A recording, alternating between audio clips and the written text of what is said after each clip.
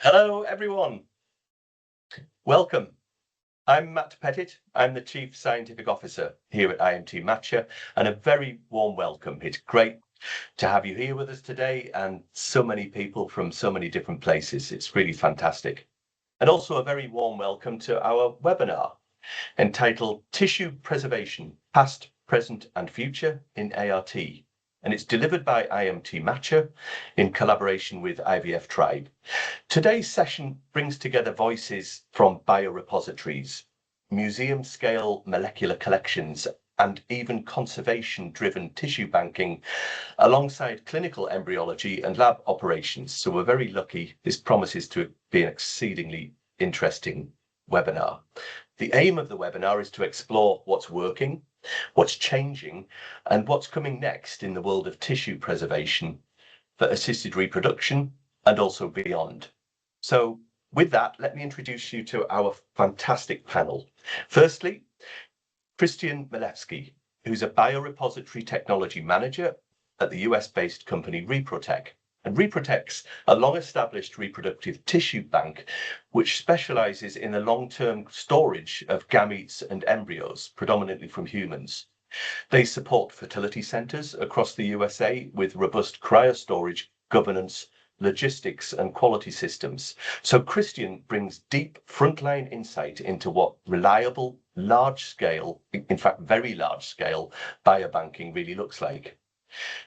Next we have Heather Averilli, who is a molecular collections manager at the Natural History Museum in London. Heather oversees one of the most diverse molecular collections anywhere in the world. Everything from insects to plants to vertebrate tissues, even pathogens. The National History Museum's Biobank underpins global research in evolution, conservation, and biodiversity. So Heather brings a completely different perspective on a scale, curation, and long-term preservation. We also have Tullis Matson, who's founder and chair of a charity called Nature's Safe. Nature's Safe is dedicated to preserving the reproductive tissues, cells, and DNA of endangered species, and also some less endangered species, also to support future conservation and breeding efforts. Tullis and his team are working at the interface of ART, genetics, and species survival. It's effectively a living biobank, which is designed to safeguard biodiversity for generations to come. So we're really excited to hear more from Tullis. Thank you all for being here. We're really genuinely excited to learn from all of your experiences. And finally, last but no means least, is my co-chair, David O'Rourke, who's founder of IVF Tribe. But let's not forget that David is also an extremely highly respected clinical embryologist with more than 2 decades of experience in ART, working across laboratory, leadership, training, digital innovation, and community building. Through IVF Tribe, David's created a global platform that connects embryologists, shares best practice, and supports ongoing professional development. And he'll be helping our helping guide today, keeping us focused on what really matters to people working in fertility centres day to day. So on that note, I'm going to hand over to you, David. Thank you. Thank you. Thank you very much for the warm introduction, Matt, and welcome everybody to the webinar today, to our panel, and to everybody joining to watch. As an embryologist, I think most of us working in clinics really think about cryopreservation in relatively short-term horizons. So what I mean by that is our next thaw, the next transfer, and maybe even the next audit. But today, we want to take a step back from that and ask the bigger question, which is, what does it mean to preserve biological material safely, ethically, for decades or even longer? Most of us are trained, highly trained, to do these vitrifications of human embryos, of sperm, to validate that process carefully, and then kind of trust that our cryo stores are going to maintain these materials potentially after we're finished our career, after we leave our job. But a lot of change has happened in this space over the last couple of decades, both logistically and scientifically, and how we go about our processes. And with that, we see regulatory change, and that is different per territory, per country. And with that in mind, Christian, I'd like to bring you into the conversation because you've got a really unique experience. So you, as I, are both a clinical embryologist, but now, as Matt said, you manage a long-term storage facility, an off-site storage facility for both embryos and gametes in the US. Now, from that kind of dual perspective that you bring, I kind of want to know what most kind of surprised you about the kind of cryo storage, the real world kind of experience that you have with that, and especially kind of coming from that compliance side of things, because that's evolving along with the logistics and the science. Thank you, David. He surprised me the most moving from day-to-day embryology into large-scale long-term preservation. First was how much time changes the problems and how much traceability matters compared to heroics. So I think these are the most important lessons that I've learned and probably most relevant for a lot of the people here that are managing a growing cryo inventory. With respect to the time change perspective, in the lab, we're living in a cycle time of days to weeks. You care about today's thaw, tomorrow's biopsy, next week's transfer. You're trained to worry about acute events like tank alarms, a failed thaw, a vitrification that didn't go as planned, and you're really optimizing for the next procedure. Heather, let me pose a question to you. So Heather from the Natural History Museum in London. Large scientific collections like the Natural History Museum, similar to Reprotech, have decades and probably in your case even sometimes centuries of experience with specimen biobanking, cataloging, traceability and conservation workflows at scale. So the question I'd like to ask Heather, from your perspective, what systems or practices have proven most critical in keeping those collections both findable and also usable over very long periods of time? Thank you. And firstly, thank you for letting me be here today. Great question. Various things come to mind. The first one definitely being robust cataloging and persistent identifiers are the thing I harp on about most days. So every specimen we have must have a unique, stable identifier that never changes, even as things like databases and storage locations might do. So this just allows our material to remain traceable across, as you say, decades, across institutional restructures and multiple generations of data systems. We're actually migrating to a new data system at the moment, so especially important. Physical labels, digital records, and any derived data we have, it's really important that that all points back to that single identifier. Secondly, a key requirement on the same kind of vein, I would say, would be high quality documentation and legal clarity. So this means that we ensure all of our samples are accompanied by complete, well-structured metadata, and that includes provenance information, collection methods, collection dates, locations, preservation details, and any usage restrictions, alongside that clear evidence that we have acquired these samples or these specimens lawfully. So we need proper documentations of things like import and export permits, and also have to make sure that our access and benefit sharing obligations are fulfilled through legislation such as the Nagoya Protocol. So without that information, even our, amazingly well-preserved samples might not actually be scientifically or legally usable. So that really limits their value for future research and collaboration. Next, focusing more on the usable aspect, it's obviously really important that we keep our storage environments very strictly controlled and that we have very consistent conservation practices. So that means having stable temperatures, appropriate preservation media, and clear handling protocols to help maintain that sample integrity. It's also really important that we document those storage conditions over time, so that future users can understand any limitations that may come with the samples. Next, strong governance and clearly defined responsibilities. So making sure that we do have these transparent procedures for accessioning material, for loaning material, destructively sampling it, and in some cases disposing of it, can help maintain that institutional memory for us and prevent knowledge being lost when staff changes over time, which in a sector like biobanking obviously does, because we are hoping to preserve these samples for decades, as Matt said, sometimes centuries. Another point I just want to touch on is making sure that material is findable not only within our own institution, but globally.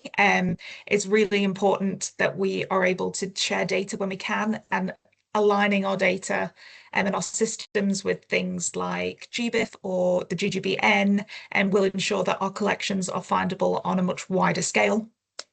And then the final point I want to make is just about how important active curation is, as opposed to just passive storage. Like, we want to make sure we're doing regular audits of our material and reviewing data, reformatting any of those legacy collections that really need it, and making sure that our collection stays in the best at the best quality it possibly can.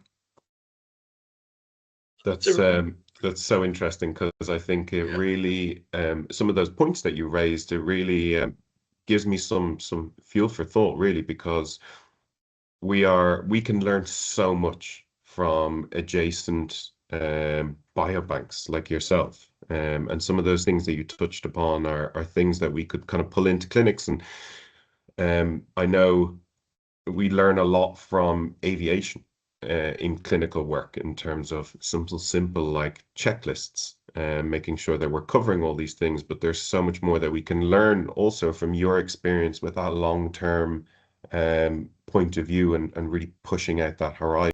As Heather was talking, I was thinking about fertility clinics, about my world, about what we think about, and thinking to the future about how we can kind of bring in some of these kind of processes, really. And looking ahead, what do you think fertility centers should be putting in place today in terms of kind of infrastructure and some monitoring that Heather was talking about, obviously documentation, but it seems like it's a real mindset that underpins this kind of process, right? I think I heard you saying something similar before it kind of broke up. So yeah, what is the things that clinics should be thinking about kind of today, looking to the future? Yes, thank you, and apologies for the microphone issues. But for looking ahead in the near future, extending over decades, I frame it really as 6 critical steps, which is staff safety, capacity headroom, a real quality program for tanks, what I like to call monitoring with meaning, specimen level chain of custody, and lastly, culture, which is exactly what you touched on. But safety is really the foundational layer. It's not an option. It's not a compliance checkbox. It's a prerequisite for a reliable program. So liquid nitrogen expands roughly 700 times when it vaporizes at room temperature, and it displaces the oxygen without warning. No smell, no color, no sensation, really, until it's too late. And so in January 2021, at a food processing plant in Georgia, 6 workers were killed. And similarly, in a separate incident in 2017 in Georgia as well, a sheriff's deputy passed away after walking into a room with displaced oxygen. And there's a connection to the specimens here as well. So if your cryo room isn't safe for your staff, it will never be reliably safe for your specimens, because the unsafe environments create rush behavior, avoidance, and truthfully pose a serious risk to life. I think also capacity headroom, which in higher volume clinics, there's more cycles, more vitrification, more retained specimens, more long-term accounts for fertility preservation. And so the inventory is growing steadily, and that is also supported by the SART data. And suddenly you're out of space. So when that happens, space pressure drives risk, crowded layouts, rushing your filling, rushing your maintenance on the tanks, harder access for inspections, and more opportunities for mistakes. If adding floor space isn't possible, I know for many clinics it isn't, There are still other levers. So standardizing your cryostorage footprints in your tanks, optimizing the tank placement within those rooms for safe access and workflow, consolidating your legacy tanks into a planned life cycle strategy rather than running everything until it fails. And the key to managing cryostorage like a capacity system is really the headroom. We need to strategize the storage the same way that we plan for our stimulation volumes. Also QC as a program, not as an afterthought. So also in high volume labs where I've worked, the cryostorage task can seem like an afterthought. It's one more thing the embryologist can squeeze in between cases, but these tanks aren't a peripheral equipment. They're the patient's future family plan and a central part to the clinic's long-term responsibility. So they're, on one hand, they're your business asset, but on the other hand, it's also your liability. So that means having defined checklists with clear thresholds, escalation rules, what happens when a reading is out of range, periodic testing, does the alarm actually work when it's supposed to, and accountability at the end of the day also. Who owns this, and do you know, and how do you know it's getting done? And this aligns with ASRM's cryostorage guidance as these policies, protocols, and risk management that they label. The life's kind of checklist, checking for leakage, ice, frost, and evaporation, and unusual sounds seems simple, but when you're responsible for dozens of tanks, it becomes routine, and that's where complacency can set in. Also, I think chain of custody end to end, at the specimen level, not just inside the lab, but across the entire life cycle of the specimen. That means on-site cryostorage, off-site cryostorage when applicable, and the transport of specimens between facilities. And the goal is that traceability that makes the wrong action harder than the right one. So if someone can pick up the wrong cane and ship the wrong specimen to the wrong destination without the system catching it, then we are forced to re-examine the process. So when specimens move, you should be thinking about the continuity of conditions also and the visibility. Working with transport partners who can provide temperature monitoring in transit, custody records that remain linked to the specimen identity and the patient timeline really is critical. Because once these specimens leave your facility, the patient still expects a continuity of care and proof of conditions. So the chain of custody doesn't just simply end at the walls of your laboratory. And lastly is culture and leadership, which these jobs are high pressure jobs and the stakes are personal for our patients. So the workflows are demanding. And if the program depends on heroics, it will eventually fail. It's just a matter of time. So leadership has to maintain a pulse on the team, sentiment, and also its workload, because an overwhelmed team will default to the minimum viable compliance. And the best programs in the world make doing it right the easiest path. So building systems that support people and people that trust in those systems. So cryostorage should be treated as a critical safety operation and not some side task that someone handles when they have time. That's fascinating, Christian. Thank you very much for sharing that insight. I think the safeguarding of gametes and embryos in those types of environments is clearly probably a lot more complex than many people would think initially. Actually, before we bring Tullis in to take a perspective from his viewpoint, Heather, could I come back to you as well? So as ART practitioners, people who work in fertility centres, we often think about long-term preservation in terms of cryopreservation, very low temperature storage. But I was very lucky to get more of an insight into what goes on at the Natural History Museum, and looking behind the scenes there, it's not just about long-term, it's not just about low temperature storage. I understand there are different storage environments that you're also managing.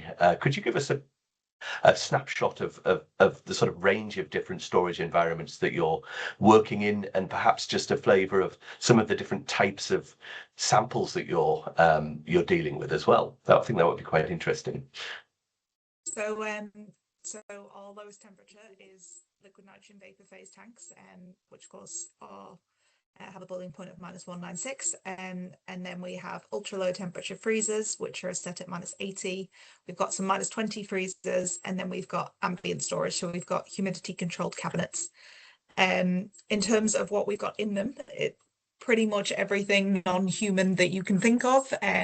Our ambient cabinets, our humidity control cabinets, sorry, they are mainly botanical samples, so lots of cuttings in there that we protect with not only the humidity control cabinets, but we also have silica gel kind of blankets that we use as like a belt and braces safety for that. And then on the other side of things, in liquid nitrogen, we have things like incredibly perfectly preserved tissues. We actually only have 3 liquid nitrogen tanks at the moment, but we are moving to a new facility where it's going to be 21. So we're really ramping up our storage in that area. But at the moment, we have to be quite picky about what we put in it because we don't have very much storage. So we kind of go from the vein of either the DNA quality in those samples is incredibly high, or it's an incredibly rare sample. And that's how we pick and choose.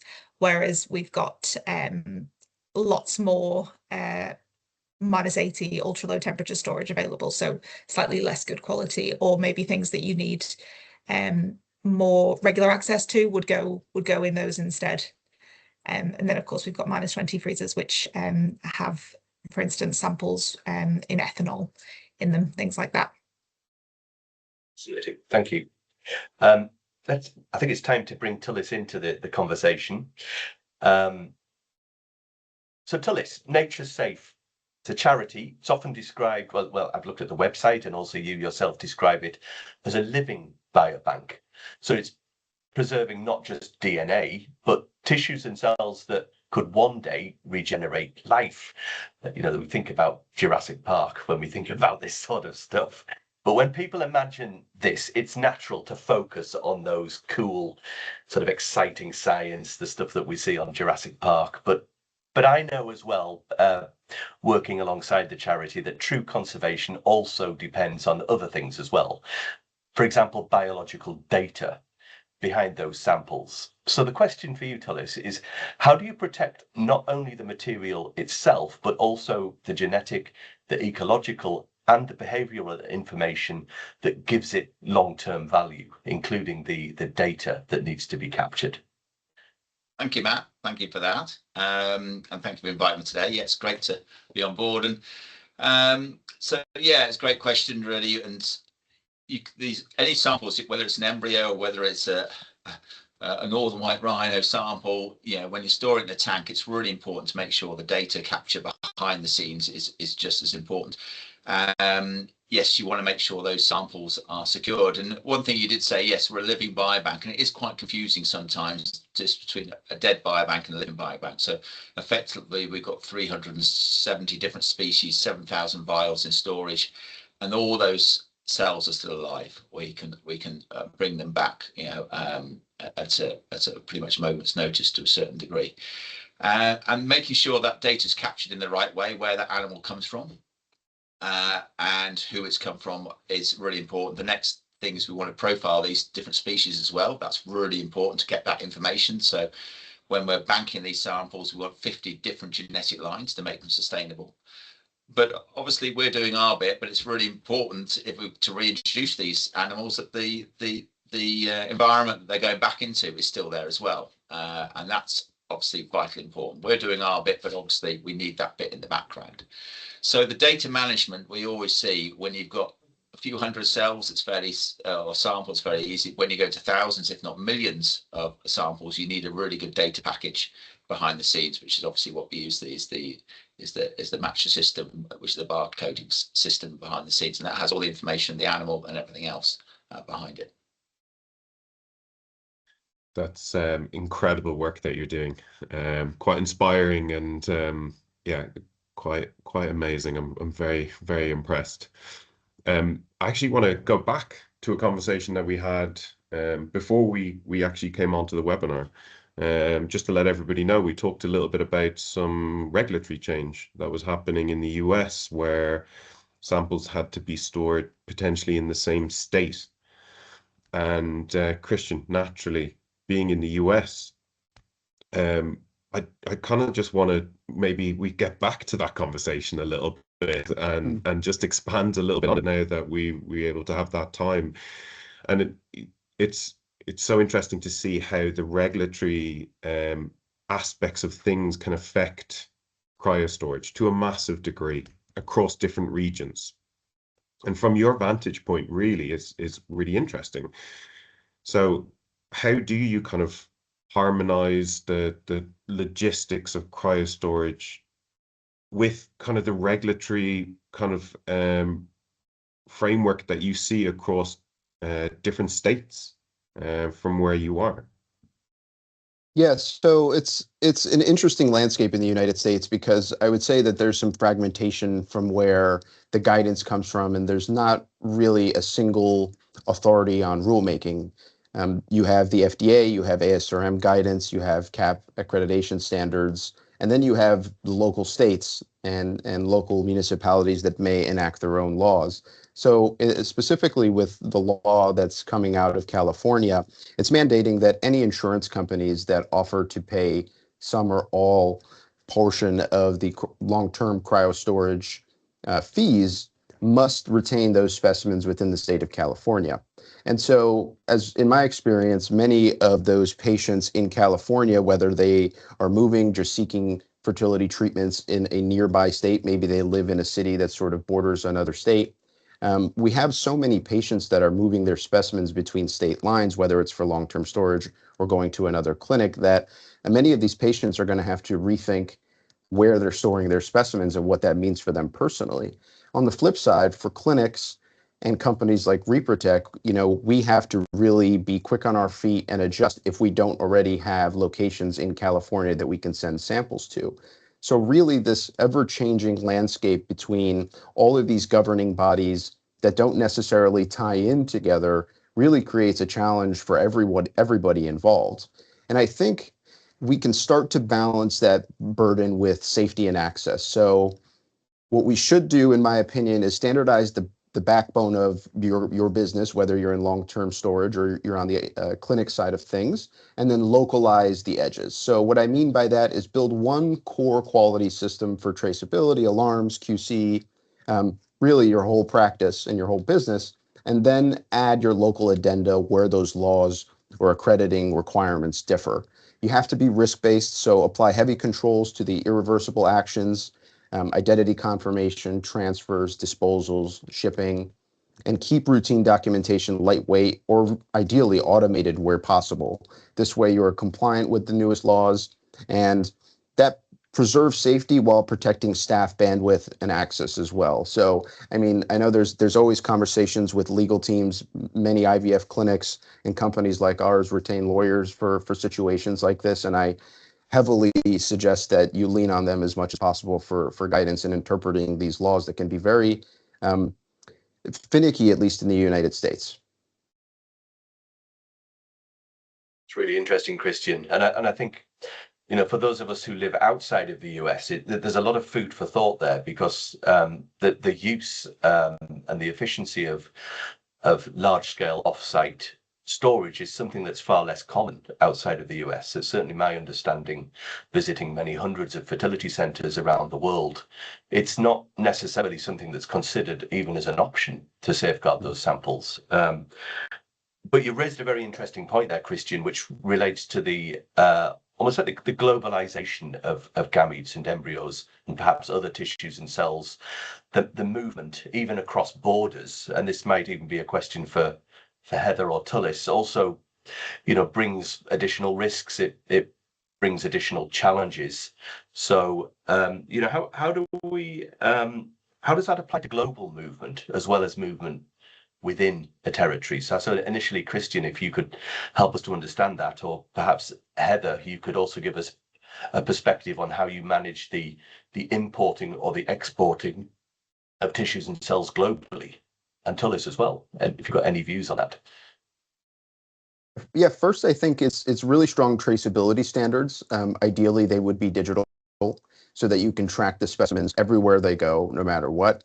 But then also, I think we're slightly creeping toward a standardized way of collecting data and sharing data with other clinics. Usually in the context of IVF labs, there's not really a singular way to come across and also send over patient information. You're usually receiving freeze data sheets and they vary from clinic to clinic. You're usually spending a lot of time parsing the data through, at least in the States.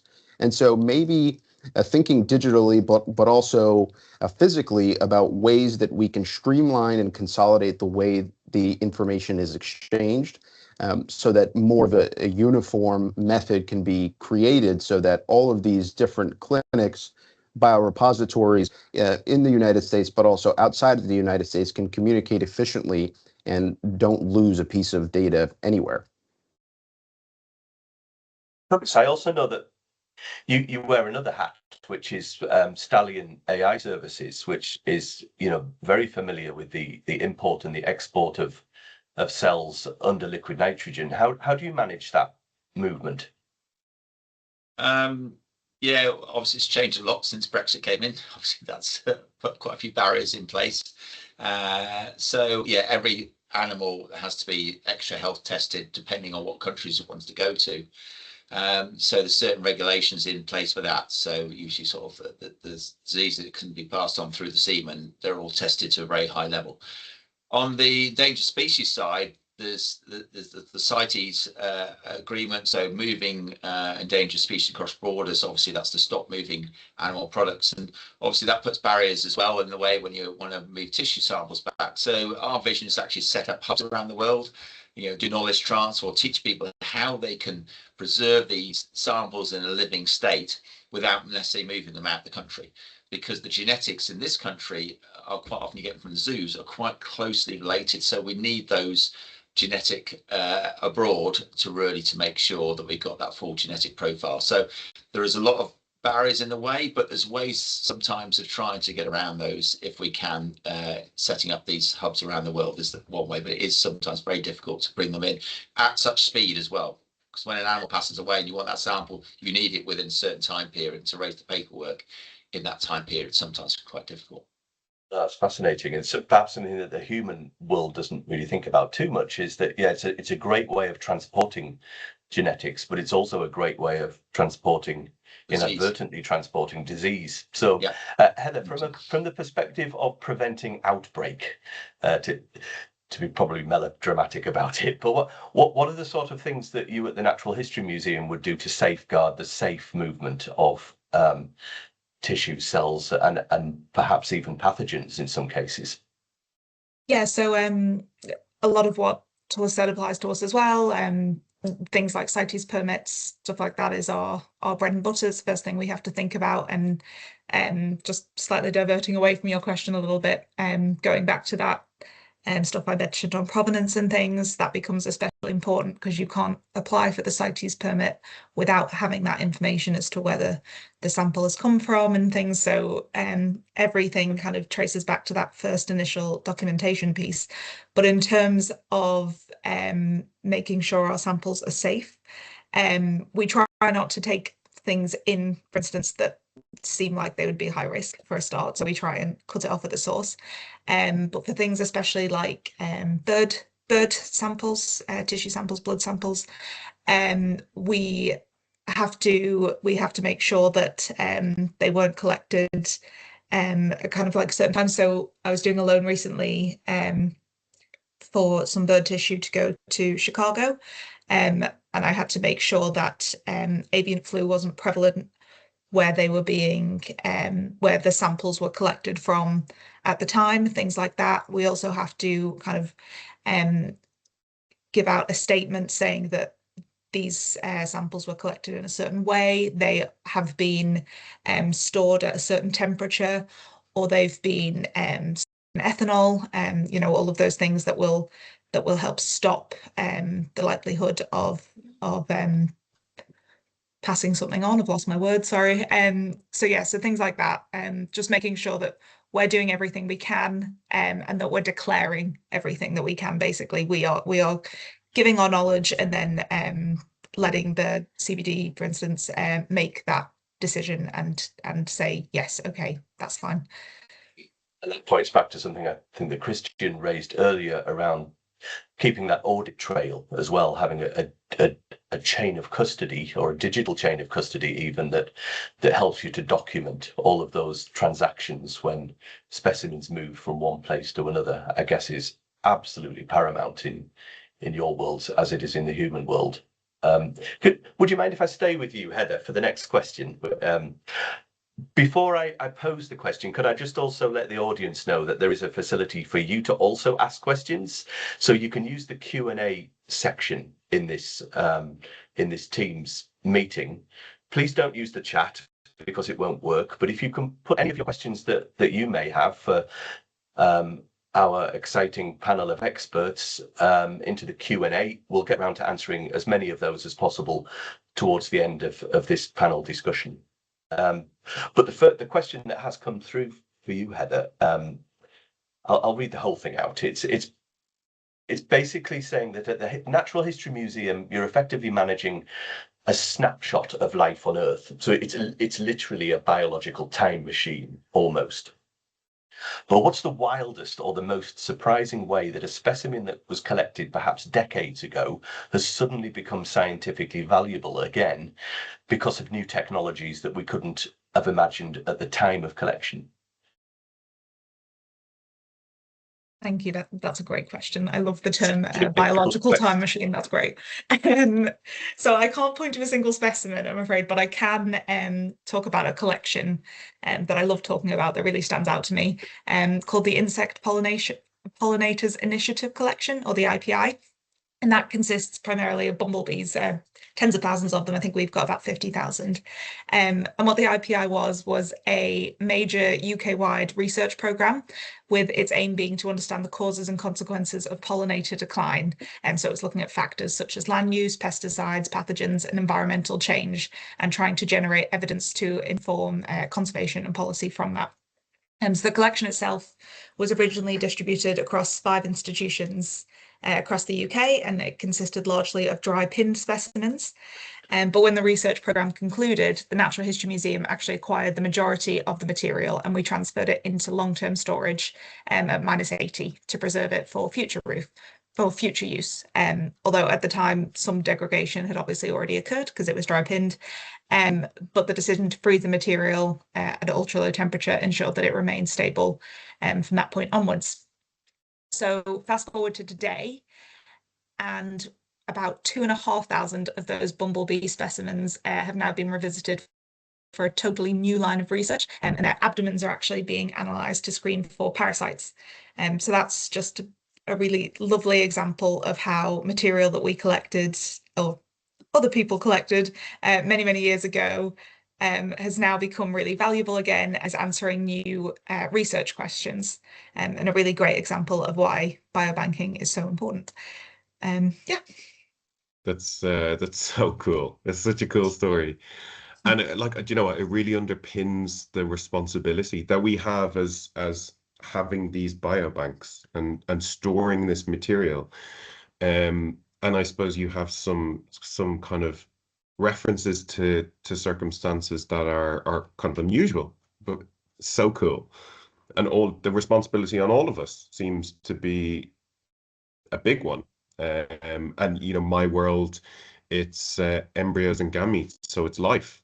And that, coupled with knowing that we in clinics surround ourselves with things to help us do it, because as Christian, you already pointed to, it can come or it sometimes can come routine by checking simple physical kind of parameters of tanks, facilities, different things like that. And Christian, from your perspective and your experience, I'd really like to just maybe touch upon, is there, or what possibly is a really or biggest potential practical tool that you found could avoid mishaps, mistakes, and all those mistakes are reversible mistakes, but we always aim for absolute highest accuracy. And what do you think is there practical systems that could be put in place that kind of avoid those and help us with managing these banks? Yeah, and first I'd like to touch on what Heather said. Also, there's a connection to the fertility side of things. So there's been also a lot of discussion about time-lapse technology, where we're able to actually look at these specimens at all times of day or night, not just when a staff member is present. And so the discussions are coming out that, oh, maybe if we received also maybe at the denudation phase, we have too many or a subset of oocytes that aren't mature. Some clinics protocols are just to discard those embryos, or oocytes rather. And also there's some other markers. If an embryo isn't developing to day 7, some labs have a hard stop at day 6 and discard everything beyond there. But if we think about the situation with Heather, it's very similar in the IVF lab. I think that more and more clinics and lab directors are realizing that the specimens should be frozen more often than not, because future technological advances could aid in saving some of those specimens and producing a healthy, viable child. And really, I think it's going to put a lot of stress both on clinics, but also on biobanks, right? That is only going to increase the volume of stored specimens that we have. And to your point, that kind of ties in on what tools we should be harping on. So for me, at the top of the list is digital witnessing at the point of action, and also over the life cycle of the specimen. If it's not scanned digitally, it doesn't proceed. It's really as simple as that in an ideal world. And we can train people. We can do as much as we can to mitigate risk in that regard, but humans aren't perfect. But we can design the steps so that the wrong action, again, is harder than the right one. And the research does show that having digital witnessing in place, and that it reduces moderate risk failure modes by almost 2/3. And alongside that, staff surveys consistently show how it reduces stress, particularly for those embryologists who are reporting more confidence with electronic witnessing backing them up. But the cost is real. These systems do cost money and time. But when we weigh that against publicly documented cases of mistakes that involve legal issues, damaged reputations, and the loss of trust, I think it becomes almost a no-brainer to install these systems at our labs. And then secondly is monitoring that's operationalized, not just installed. Sensors plus alarm governance, if you will. So you have a variety of technologies available, whether they're weight-based monitoring systems, liquid level systems, temperature systems, but also these new generation tanks that are being created are starting to build these systems into the engineering off the shelf.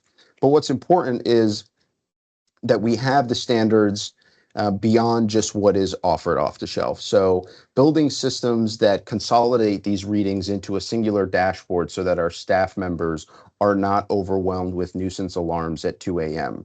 We want to make sure that our alarms are coming in clear and that it initiates a response from that personnel that's responsible at the moment, at the point of contact. And so when we go beyond these vendor defaults, monitoring becomes much easier to manage, both at the embryologist level, but also at the lab director level. And I think it's also super important to have redundancy in these systems, because possibly there's so many situations in different modes that a tank can fail that more monitoring is usually better. Now, there is a fine line with redundancy.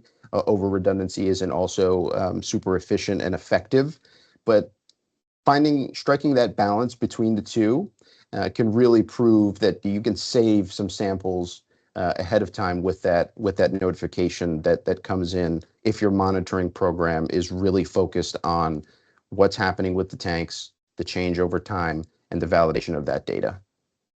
I think there's some really tangible and practical advice in there. So thank you for going into that detail. That was really good. Questions come in, which I'd like to put to Matt. So one of the audience has asked, can Matcher track to an embryo level? So I'd like you to potentially talk about that, but if you wouldn't mind maybe expanding a little bit as well into other samples that might be tracked individually. Yes, that actually raises a really valuable point, that it's not just the entire sample or the entire specimen or animal or human that we need to track.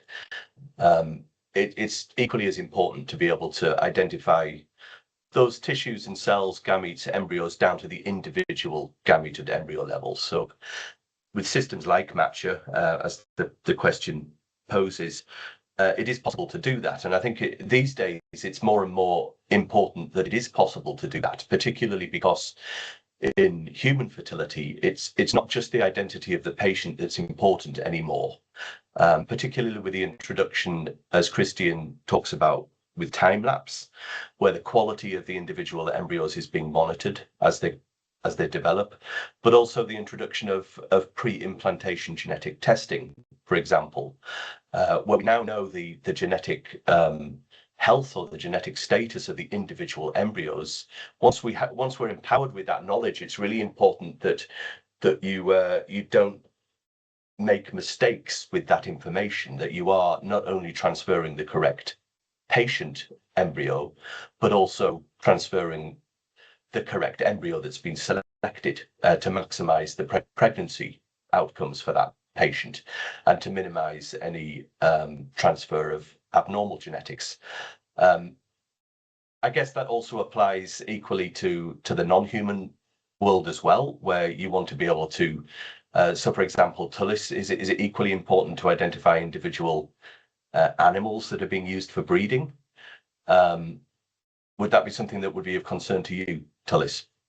Very much so, yeah. And the traceability, making sure that what you've got in the tank and finding them, and yeah, those individual animals, yeah, definitely, yeah, 100%. Yeah, and also the inventory is also very important, because as you know, the specimens that are going into storage, whether it be short-term storage or long-term storage, they're not necessarily going to stay there.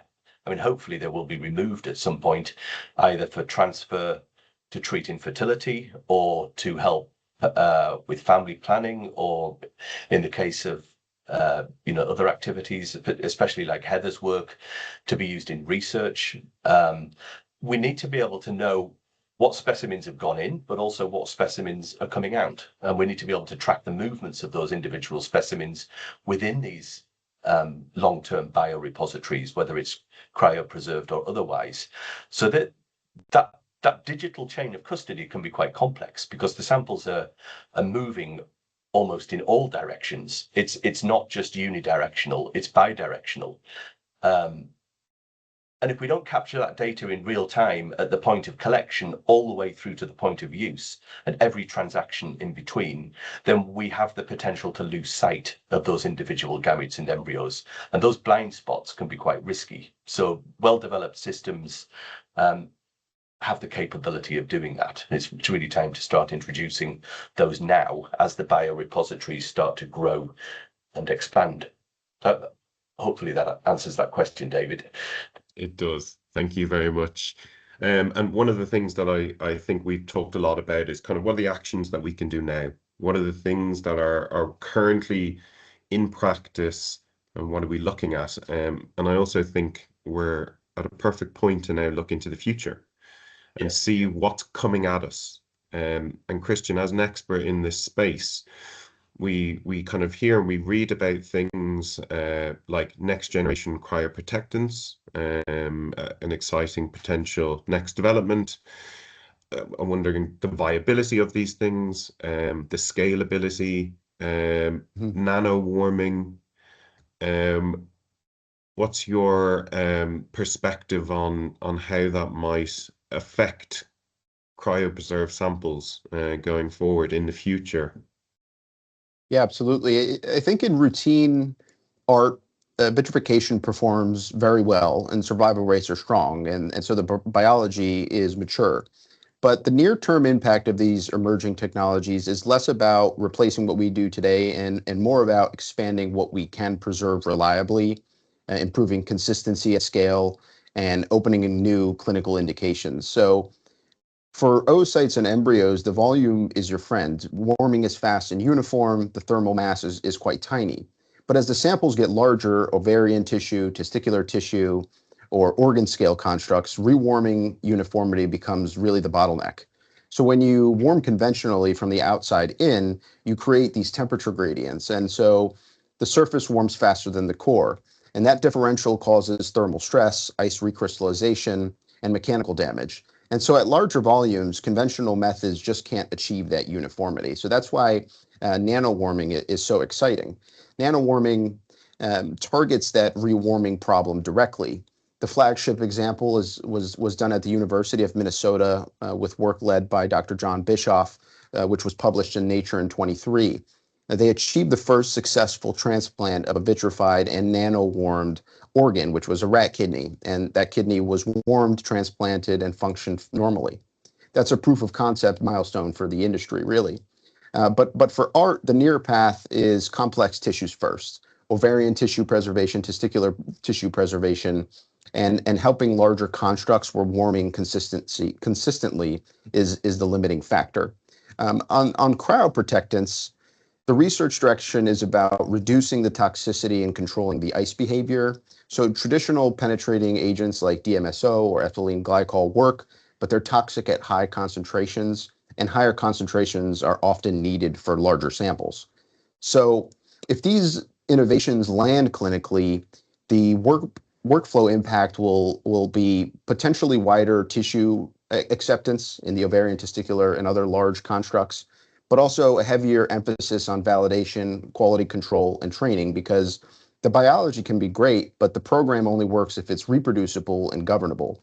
And anything new has to prove not only viability, but reproducibility, training simplicity, and QA feasibility.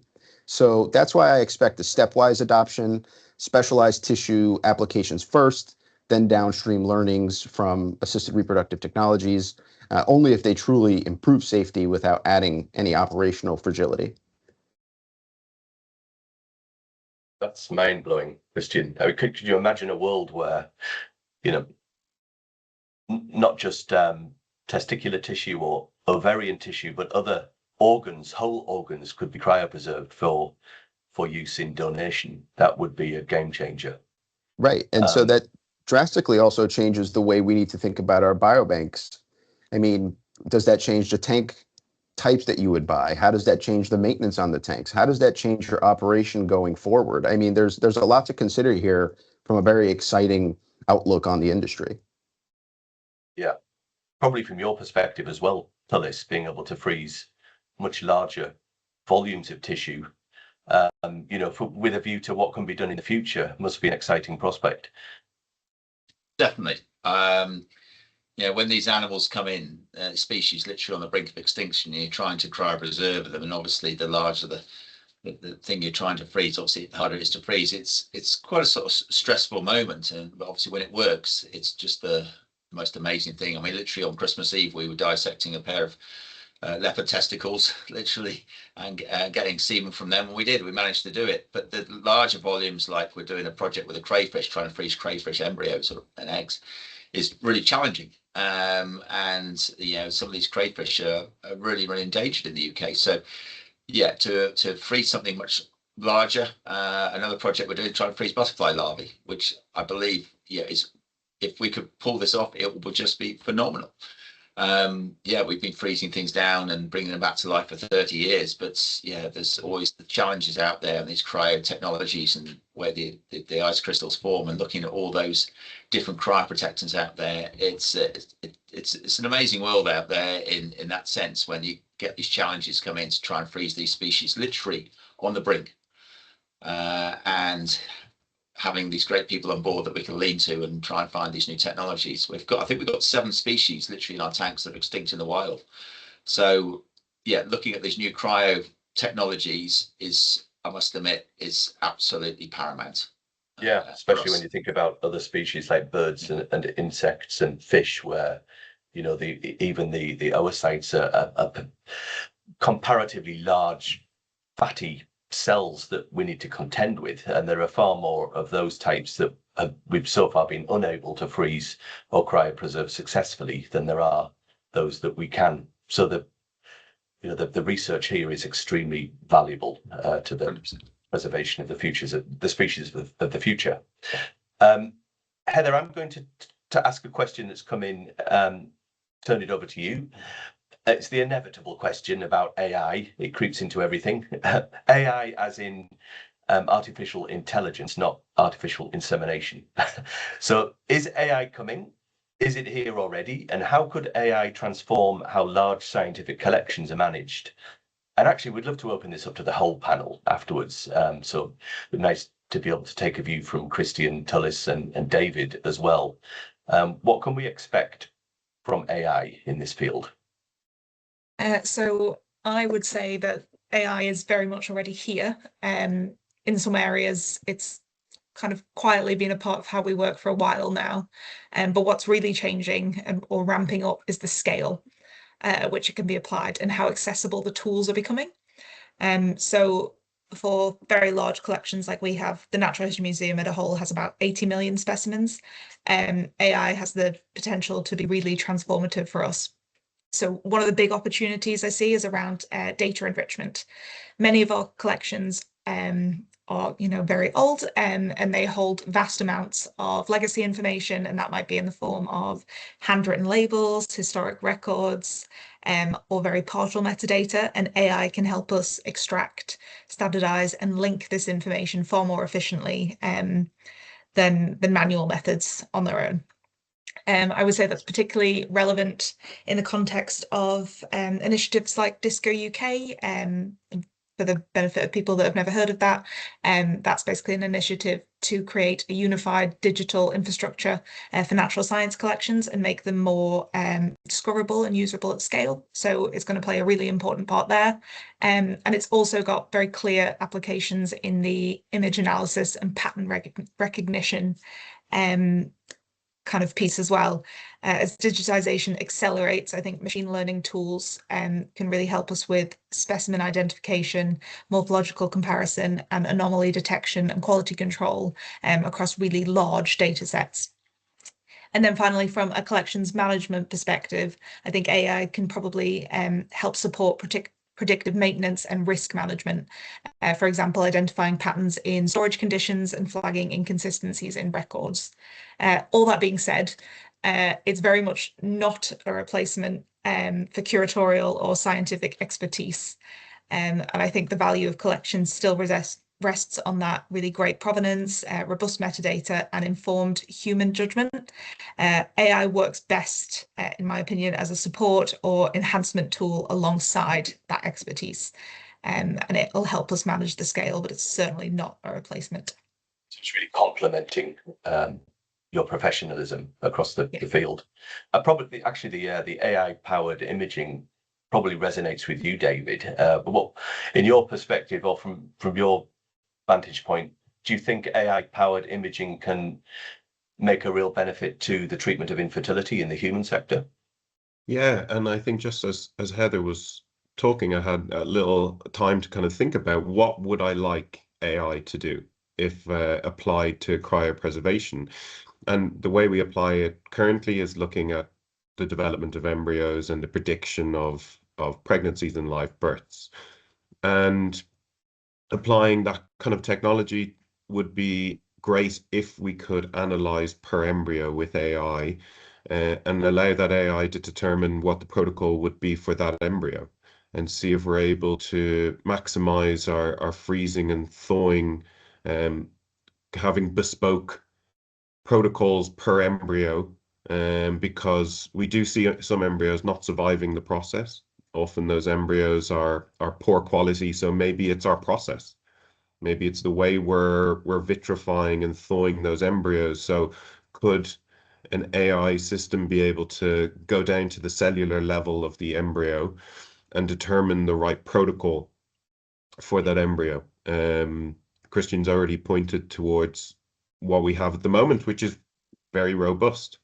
We have very high freezing and thawing rates and high successful pregnancies thereafter. But there's always steps and there's always space for improvement. And I suppose that's how I would love to envision how an AI tool would help me make a decision of how I would practically vitrify an embryo and then thaw.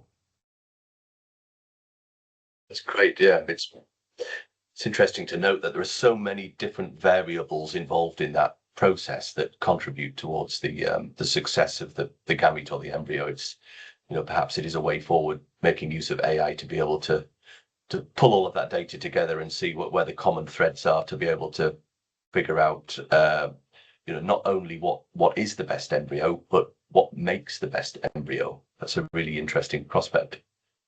And I think slightly conscious of time, and Yeah. I actually wanted to bring a little bit back to our audience are all going to be in IVF. They're going to be in that clinical space. And there's one question I want to squeeze in before we shut up, and I thank everybody for sticking with us, just so we can hopefully just get this question, because I hope what I'm thinking about is the next year to two, so the next 12 to 24 months, what are realistic milestones that fertility centers can achieve in their kind of advances, either protecting, storing, data management. What are things that they should be looking at in that initial period? And Christian, you came back the last time I asked you, you had a really practical information to provide. And this is a panel-wide question, so it's not to anybody specific. But maybe Matt, would you like to just kick us off and look at that 12, 24 months? What can we do in clinics to improve our circumstance and make it as safe as possible? The first thing that springs to mind is data capture. In the same way that if we're not preserving the physical samples, we don't have any chance of doing anything with those in the future. In the same way that we really need to be able to capture the data in real time, because if we don't have it captured, then we don't have any chance of doing anything with it in the future either. So it's real practical application for what we can be doing now is introducing electronic systems that have a capability of capturing data in real time in a digital format, not only to create that digital chain of custody, but also to create a data set that can be recalled and analyzed and give us a real insight into what's happened in the future. The use of manual paper-based systems is, quite frankly, undefensible in this sort of digital world, and that there's no reason to be still relying on those handwritten paper records or manual paper-based systems. So applying electronic or even automated systems wherever possible is a great critical step, and that serves two purposes. Firstly, it reduces error, because it reduces the human factors that are always responsible for human error. But secondly, it helps us to capture that really important data in a way that it can be much more easily accessible, can be much more easily communicated and integrated into other systems, and it gives you a much better chance of being able to recall those valuable data insights that are needed, not only from a patient perspective, but also, I think, from the cataloguing of animal specimens and inventory management that's needed in those areas as well, equally. So let's make use of the tools that are available. That would be my advice. If I could add something on there, I would absolutely agree with everything Matt's just said, and just point out how those things will help improve standardization and consistency of data, which is incredibly important. You need things that you can compare. You need data that you can query easily. So those things, as well as building the staff awareness and confidence that goes with that, so that people can actually use these tools effectively. Yeah, that's a good point. Building on both Matt and Heather, I think, Matt, you've covered the specimen level traceability and digital witnessing well. I would say that cryostorage quality programs, so making sure that we're creating robust inspection periods, maintaining the schedules of maintenance, response drills if a tank were to fail, drilling what that looks like for your team, your lab, and really challenging those alarm systems so that when there is an issue, we can look back at the data and see why. Hopefully that these guardrails that we have in place can catch a tank before it fails, but also if there is the ability to purchase some monitoring upgrades so that your platforms are all synced together and you have one streamlined, effective communication method and alert method that will help staff respond more confidently and also feel that they are supported by these systems, not just adding another layer of complexity.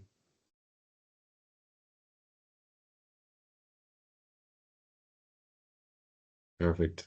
Thank you. David, do you think we ought to wrap it up now? I mean, I could literally talk I all know. evening about this. I've So, I thoroughly feel as though we're enjoyed. only just scratching the surface. I But feel similar. I've really thoroughly enjoyed everyone's perspectives, and I've learned a lot, and I've changed my I've kind of changed my vision on how I should look at cryo storage. From Tullis and Heather, from your experience coming from adjacent biobanks, and your experience is amazing, but also inspiring, because the work that you're doing is really important. But I think as questions have come in, we've actually answered them kind of throughout. So we've taken a slightly different approach today, and I think we can probably wrap it up. yeah, Looking and I at would the echo time. that. Yeah, but the conversation doesn't have to stop here. We can create these. I think that's the whole point of the IVF Tribe network, is to create these links and this network of discussion and healthy collaboration, so that we can all learn from each other, but especially from other industries that bring a completely new perspective and a lot of experience. I have a fun question just to ask, just to throw in at the end. If you can answer this in less than 30 seconds, it would be great. But the question is, if you could use your own technologies to cryopreserve your whole self, so yourself, for 100 years from now, would you do it? And what would you hope to find when you were eventually thawed out? Tullis. Jesus. No one will see me in 100 years' time. I tell you now, Matt.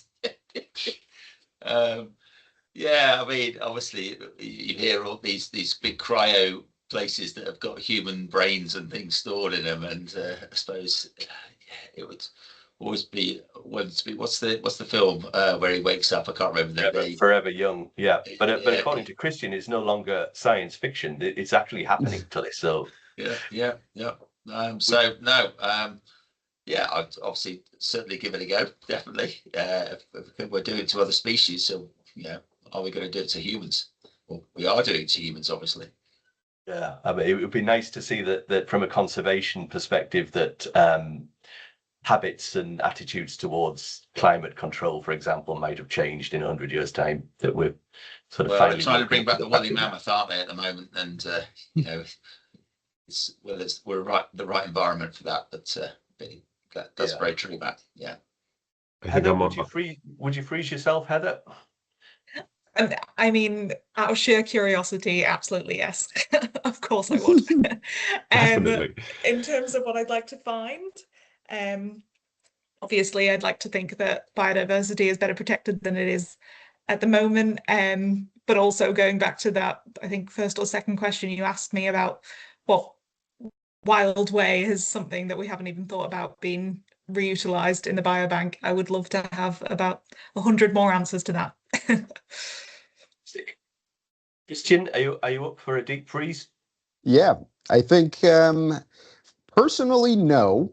I think I might change from the rest of the panelists here, but I think it's great for the human species and for conservation of our species in general. I just don't think I'd be putting myself in that situation. I'm kind of good where I am, but one can't help but think about what you might wake up to, so to speak. Technologically, I think it would be very interesting to be thrown into sometime in the future to see what's going on. But I think for me, it would really be to see the advances in infertility.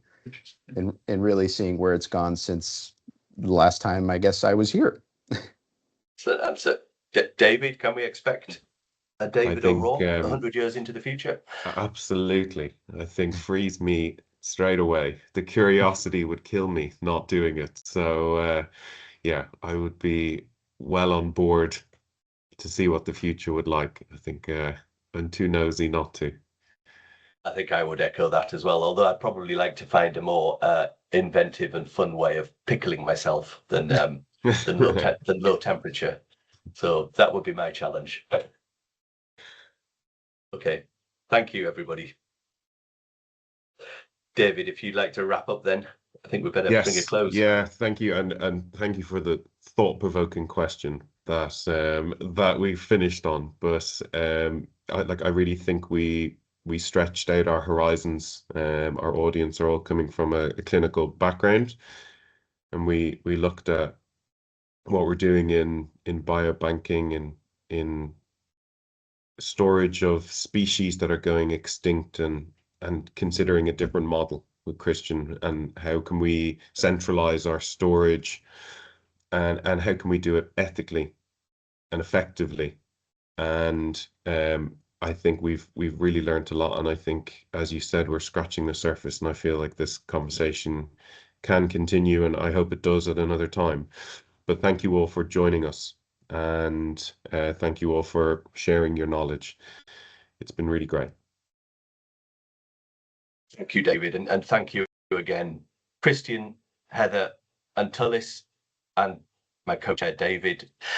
I think it's been an inspirational talk. It's been fantastic. Thank you. But for follow-up materials and future sessions, you can visit IMT Matcher and also IVF Tribe. And we'd love to hear your feedback as well. So please share that feedback so that we can shape the next discussion. Amazing. Thank you, Matt. Thank you. Thanks, everyone. Thank you. Thanks, everyone. Look forward to seeing you again soon. Bye.